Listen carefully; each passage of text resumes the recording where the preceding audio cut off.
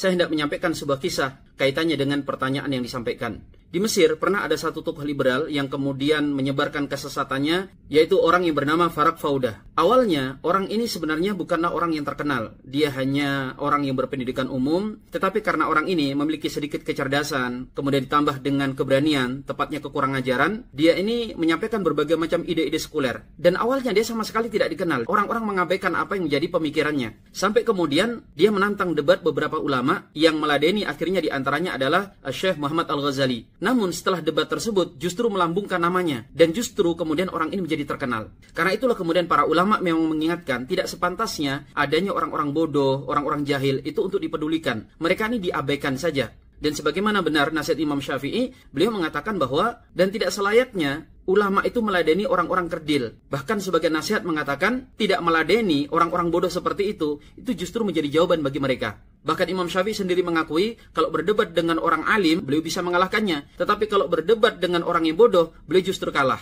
Namun, nasihat tersebut harus dipahami dan didudukkan dengan benar. Karena kalau dimaknai setiap kengawuran dibiarkan saja atas nama gonggongan anjing, justru itu terkadang juga memudaratkan. Sehingga perlu disikapi dan didudukkan dengan benar. Yang pertama bahwa orang-orang bodoh seperti itu secara umum terbagi menjadi dua. Ada orang-orang tidak dikenal dan orang yang terkenal yang punya followers atau mungkin bahkan seorang tokoh. Sebenarnya dia bukan tokoh agama, tetapi kan bicara agama itu seksi ya. Semua orang punya kepandaian, punya gelar, merasa punya hak untuk bicara masalah agama. Nah, untuk golongan pertama itu diamkan saja, tidak usah dilayani. Karena kebodohannya tersebut akan memakan dirinya sendiri cepat atau lambat. Namun untuk pihak yang kedua, yaitu mereka yang punya pengikut, bahkan tokoh, seseorang yang punya pengaruh, kemudian berbicara kesesatan, untuk pihak kedua ini harus dibantah. Karena jangan sampai ketokohannya itu dan banyaknya pengikutnya itu menipu orang-orang awam. Yang kedua, tentang makna nasihat Imam Syafi'i bahwa beliau tidak meladeni, itu perlu didudukkan sesuai dengan konteksnya. Imam Syafi'i itu tidak melayani orang-orang yang mencela, mencaci, padahal sudah beliau terangkan hujah-hujah yang jelas,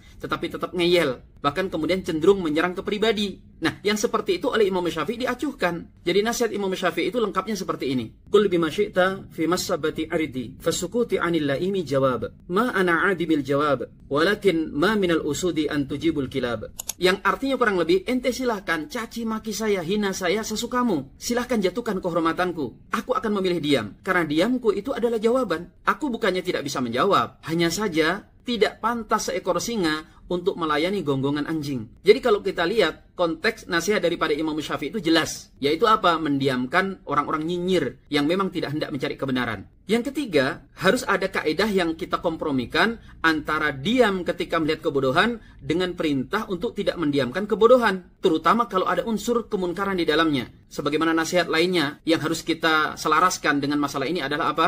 Hina sakata ahlul haqqi 'anil batil, tawahamu ahlul batil annahum 'alal haqq. Jika orang-orang yang benar itu diam, tidak mau menjelaskan kebenaran yang dia ketahui, maka orang-orang batil akan mengira bahwa mereka berada dalam kebenaran. Yang keempat, jika kebodohan itu bersifat kemunkaran, apalagi kemudian berbicara tentang kehormatan kaum muslimin, bahkan mereka yang sedang berjihad, ini jelas kemunkaran yang nyata. Kita tahu bahwa hadis Nabi SAW mengatakan, Man ra'a minkum munkaran falyughayyir biyadihi, fa illam yastati' fa bilisanihi, fa illam yastati' fa biqalbihi, wa dzalika ad'aful iman. Kalau kalian melihat kemunkaran, jika mampu rubah kemunkaran tersebut. Jika tidak mampu, minimal kalian mengingatkan. Jika tidak mampu, minimal kalian mengingkarinya. Dan mengingkari kemunkaran dengan cukup mendiamkannya itu adalah selemah-lemahnya iman. Yang kelima, suatu nasihat itu harus didudukkan sesuai konteksnya juga. Terutama waktu latar belakang peristiwa gitu ya.